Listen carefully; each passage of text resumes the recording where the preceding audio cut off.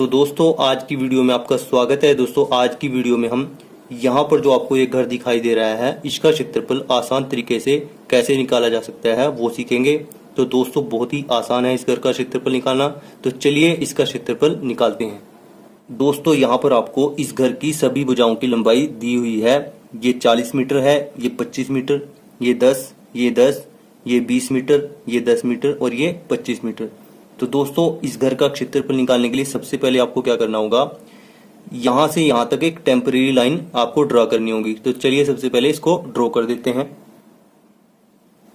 तो दोस्तों यहाँ पर हमने एक टेम्परेरी लाइन ऐसे ड्रॉ कर ली है। ठीक है, अब हमें क्या करना होगा, घर का क्षेत्रफल निकालने के लिए पहले इस पूरे भाग का क्षेत्रफल निकालना होगा इस कटे हुए भाग के साथ। ठीक है, वो निकालने के बाद हम क्या करेंगे, इस कटे हुए भाग का क्षेत्रफल जो पूरे भाग का क्षेत्रफल आएगा उसमें से घटा देंगे तो हमारे पास घर का क्षेत्रफल आ जाएगा।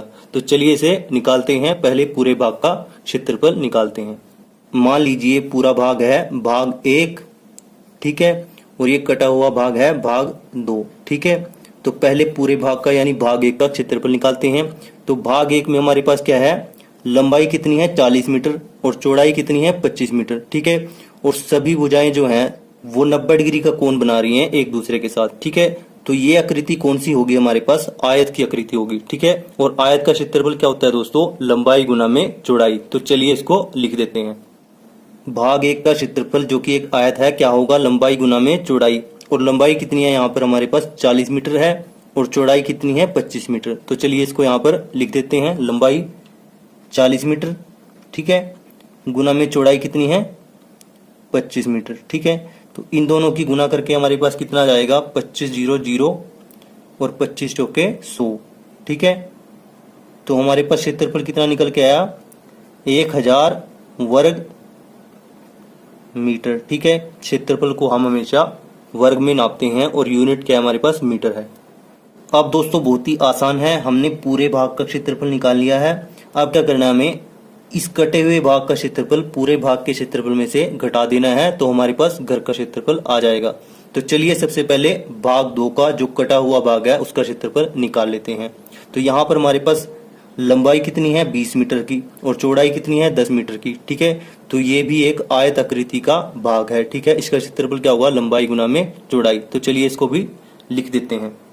तो दोस्तों भाग 2 जो कि एक आयत है उसका क्षेत्रफल क्या होगा, लंबाई गुना में चौड़ाई। ठीक है, ये पूरे भाग में से कटा हुआ भाग है। ठीक है, तो इसकी लंबाई कितनी है 20 मीटर और चौड़ाई कितनी है 10 मीटर। तो चलिए यहाँ पर लिख देते हैं, लंबाई कितनी है 20 और चौड़ाई कितनी है 10।